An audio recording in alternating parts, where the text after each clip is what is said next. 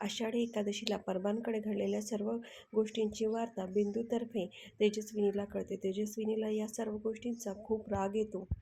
हल्ली तिचे दोन्ही मुले, मुलगी आणि आई हे सगळे परबांकडेच असतात. त्यात तिला शरूही आपल्या घरी आलेली दिसते. या गोष्टीने तिचा राग खूप अनावर होते. परंतु तिला जयसमोर हे सर्व काही दाखवायचे नसते. ती आपला राग मनात घेऊन शरूशी बोलत असते. परंतु तिच्या बोलण्यामधला सूर हे शरूच्या लक्षात येतो आणि शरू ही नाराज होते. त्यामुळे शरू तिथून निघण्याची घाई करते. आता जय आणि शरू एकत्र येईल का?